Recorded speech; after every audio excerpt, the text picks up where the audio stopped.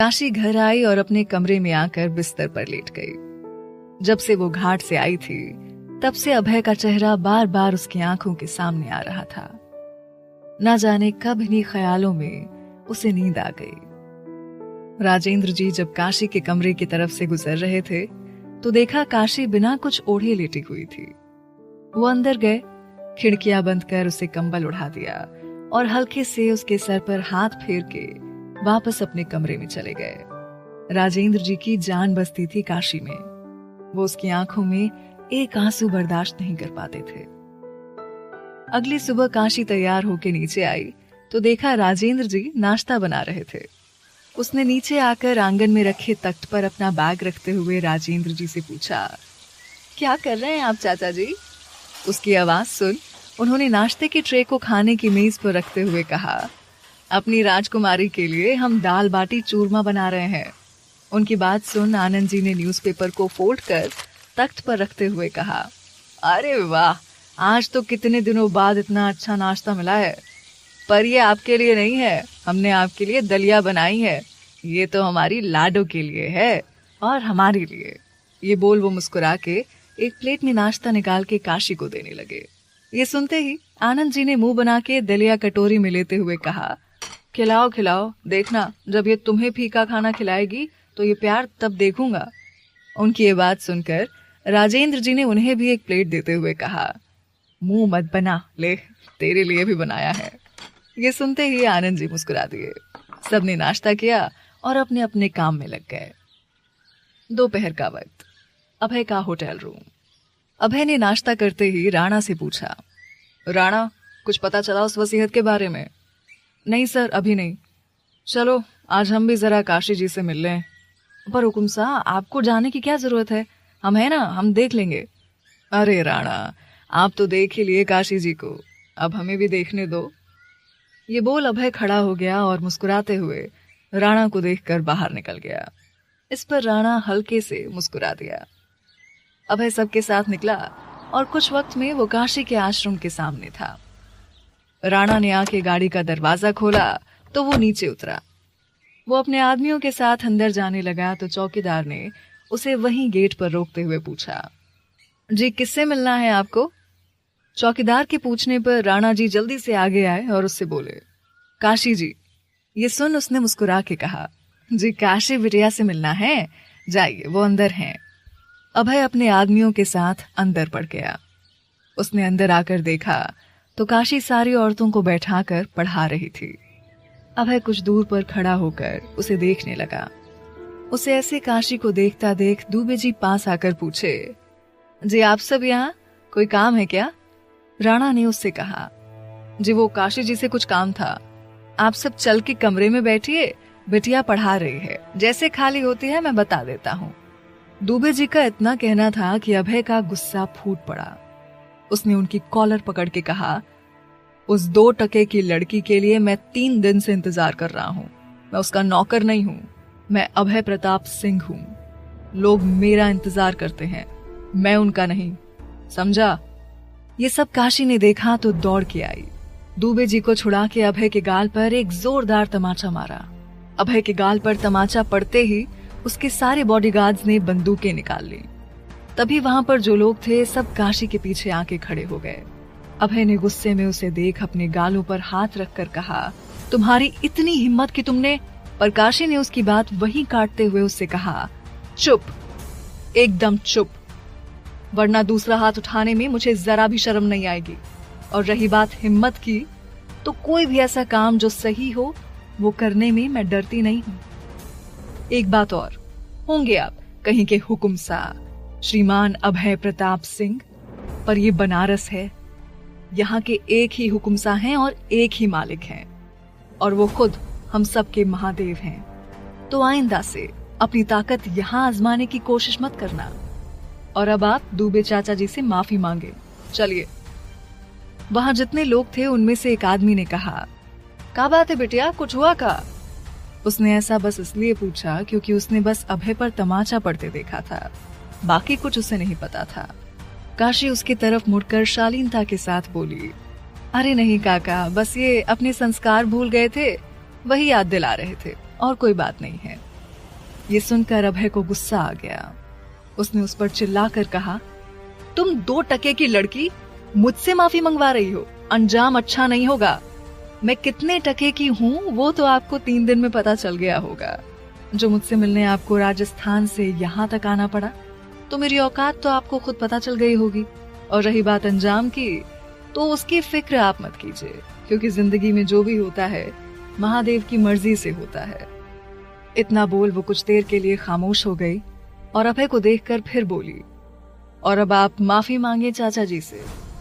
दुबे जी ने जब बात को बढ़ता देखा तो काशी को रोकते हुए कहा, रहने दो बिटिया, कोई जरूरत नहीं है। नहीं काका, बहुत जरूरी है, और जब तक ये माफी नहीं मांग लेते तब तक ये यहाँ से कहीं नहीं जाएंगे। ये बोल काशी ने गेट बंद कर उसकी चाबी अपने हाथ में ले लिया।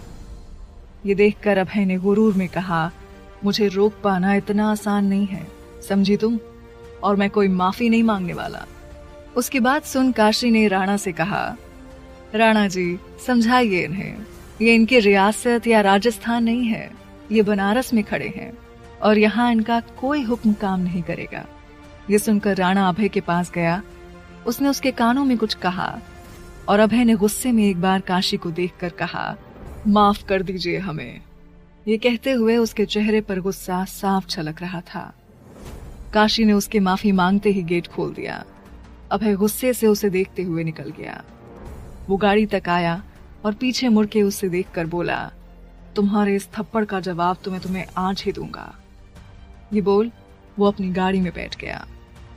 उसके जाने के बाद दुबे जी ने काशी के पास आकर उसे समझाते हुए कहा, काशी बिटिया, क्या जरूरत थी इतनी झंझट मोल लेने की, अभी कुछ हो जाता तो। कुछ नहीं होगा चाचा जी, आप चिंता मत कीजिए। ये कहकर वो वापस काम में लग गई, पर दुबे जी को चिंता हो रही थी। शाम तक काशी काम करती रही और फिर घर आ गई। कुछ देर सबके साथ बैठ के बातें कर शाम की चाय सबको पिला वो घाट के लिए निकल गई। वहां पहुंचकर उसने शिव जी के आभूषण तैयार कर उन्हें थाल में सजाकर रख दिया और बाकी काम करने लगी। काम करते हुए उसे लगभग 8 बज गए थे। काशी को भी थकान महसूस होने लगी, तो वो अपनी शॉल ओढ़ते हुए मंदिर से निकल गई और घाट पर आकर बैठ गई। आज घाट पर बहुत कम ही लोग दिख रहे थे, क्योंकि ठंड भी ज्यादा थी और साथ ही धुंध हो आई थी, इसलिए घाट पर आज लोग ज्यादा नजर नहीं आ रहे थे। काशी खुद को शॉल में लपेटे हुए बहते पानी को देख रही थी। कुछ देर वहां बैठ के वो जाने के लिए उठी और जैसे पीछे मुड़ी तो उसके पीछे अभय सीढ़ियों पर खड़ा था। काशी ने एक नजर उसे देखा और सीढ़ियां चढ़ने लगी। तभी अभय उसके सामने आया। काशी दूसरी तरफ से जाने लगी, अभय इस तरफ आ गया। उसकी ये हरकत देखकर काशी ने उसे देखकर कहा, लगता है आज सुबह का थप्पड़ भूल गए हैं आप, जो इस तरह की हरकत कर रहे हैं। ये बोल वो जाने लगी तो अभय उसे पकड़कर दीवार से लगाकर खड़ा हो गया और उसके हाथों को पीछे मोड़ के उससे गुस्से में बोला, मैं कुछ भी नहीं भूलता हूं मिस काशी त्रिपाठी, और जो थप्पड़ तुमने मुझे मारा है ना, उसी का जवाब देने आया हूं काशी जी। इतना बोलकर अभय ने उसके होठों को जबरदस्ती अपने होठों से छू लिया। काशी ने खुद को छुड़ा के उसे एक तमाचा मारा तो उसने फिर पकड़ के उसके होठों को छू लिया। जैसे ही काशी ने दोबारा हाथ उठाया तो अभय ने उसका हाथ पकड़ के अपने पास खींचते हुए उससे कहा, जितनी बार हाथ उठेगा उतनी बार मैं ऐसे ही जवाब दूंगा, तो उठाओ हाथ, उठाओ। इस वक्त अभय बहुत गुस्से में लग रहा था। उसे इतने गुस्से में देखकर और उसकी हरकतों से डरकर काशी उससे कुछ नहीं बोल पाई। उसे खामोश देखकर अभय ने आगे कहा, और रही बात जमीन की, तो वो तो मैं यहां से लेकर जाऊंगा तुमसे। है दम तो रोक के दिखा दो काशी त्रिपाठी। ये बोल अभय शांत होकर उसकी आंखों में देखने लगा। उसने देखा काशी की आंखों से आंसू बह रहे थे। उसने काशी का हाथ इतनी जोर से पकड़ा था कि उसकी चूड़ियां टूट के कुछ उसके हाथों में लग गई थी। अभय ने जब उसकी आंखों में आंसू देखा तो पता नहीं उसे क्या हुआ। उसने उसका हाथ छोड़ दिया और खुद से दूर कर दिया। उससे दूर होकर काशी ने कहा, एक राजपूत होके ऐसी घटिया हरकत करते हुए आपको शर्म नहीं आई? आप जैसे इंसान को कोई कैसे पसंद कर सकता है? आप तो किसी के नफरत के लायक भी नहीं है। ये बोलकर वो रोते हुए भाग गई वहां से। अभय ने काशी को जाते हुए देखा और एक जोरदार का घूंसा दीवार पर मारा, जिससे उसके हाथों से खून बहने लगा। उसे जब होश आया तो उसे पता लगा कि उसने गुस्से में क्या किया है, पर उसका गुरूर जैसे उसे ये गलत समझने ही नहीं दे रहा था। इन्हीं सब उधेड़-बुन में उसने जोर से काशी का नाम चिल्लाया।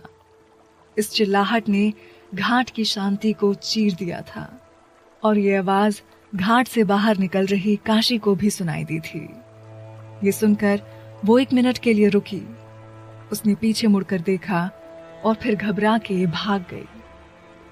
अभय वहीं सीढ़ियों पर बैठ गया था। उसके हाथों से बहता खून गंगा के जल में मिल रहा था, पर जैसे उसे कोई ख्याल ही नहीं था।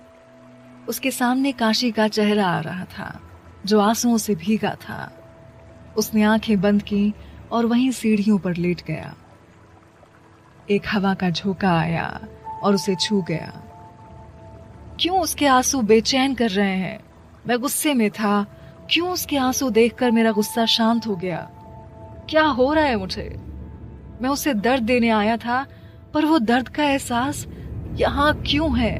अभय ने अपने सीने पर हाथ मारते हुए कहा, क्या है तुम में काशी? क्या है तुम में? ये बोल अभय खुले